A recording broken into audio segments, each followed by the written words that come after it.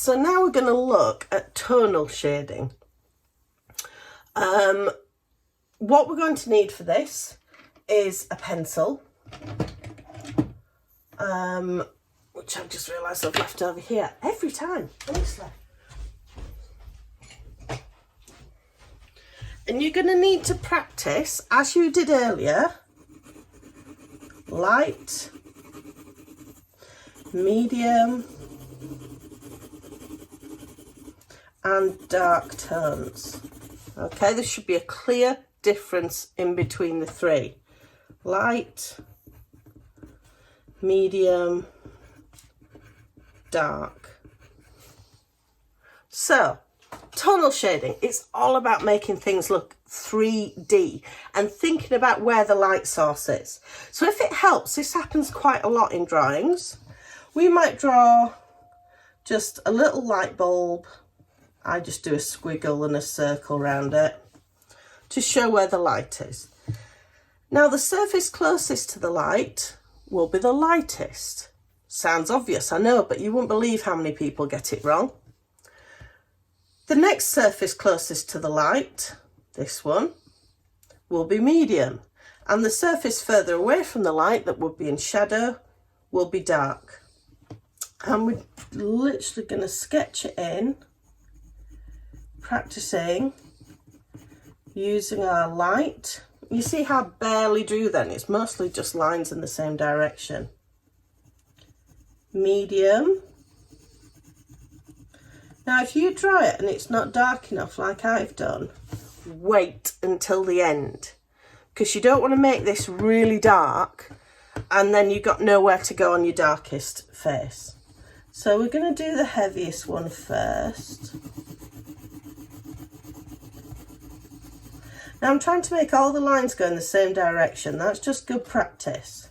Okay, now I'm going to break the rules and go around the edges in different directions, but then try and make it all go in. So you see, I've not got much to go. So what I'm going to do is I'm going to go over again to make this darker. That then gives me a little bit of leeway to make this the medium tone. The hardest thing about this is making the light, medium, medium, and dark, dark, and not ending up with two that are exactly the same tone. You'll do the same here. I'm just going to colour in bits of it now. Light, medium, and then dark. Here we've only got two faces, so we're going to go for maximum contrast, always. Light, and then this would be dark, okay? Try not to get pencil streaks, like great big streaks of white like that. Don't just leave it like that, that's messy. Fill it in properly. Get all your areas coloured in. Okay, light and dark, looks more 3D. I'm basing the light bulb being in the same place in every single one. This one, again, we've got two. So this would be light, closest to the bulb. This would be darkest, further away, okay? Obviously, you're going to colour these in properly. Now, the cylinder curves, and we need to replicate that. So if the light bulb's here, this is going to be the darkest because it's further away. Now, the top will just be one flat shade, okay? Because it's the second one away, let's do it medium. So that's just going to be one flat colour. There's no curve on this surface. It doesn't need to change as it goes across. It indicates to the person looking at it that it's a flat surface. Now what we're going to do is we're going to keep it lightest next to the light source here. It's going to be almost white. I'm going to start with vertical lines, shading them in, okay? And then I'm going to start colouring a bit more pressing. Now this isn't dark enough for now. So again, leave that white, leave all this.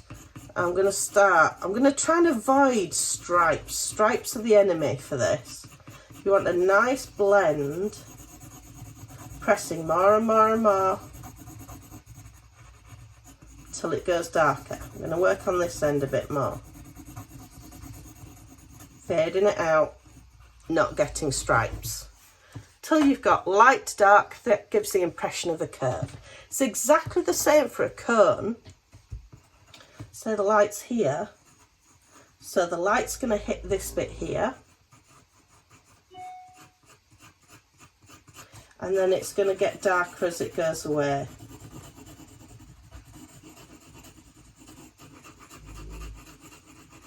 Okay. Now, higher grades, we're going to talk about cast shadows. Obviously, when light hits a subject, it casts a shadow when it's in 3D, and it tends to be the opposite direction to the light. So if the light's coming here, the shadow would be coming out in the same direction from the other side. Okay? And you putting a cast shadow on your work can just help it look a little bit more realistic. So here, if the light's here, this would cast a shadow, come out from this edge. And you can just put just a little bit. It doesn't need to be as dark as the dark side. Okay, we're just giving an indication. The cone.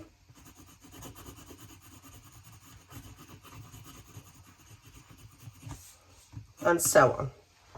Okay, so it looks 3D. Have a practice.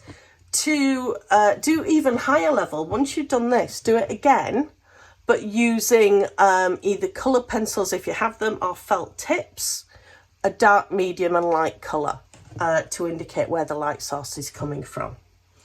Hopefully that makes sense. Any questions, do private message me on Google Classrooms. I will be happy to help. Thank you.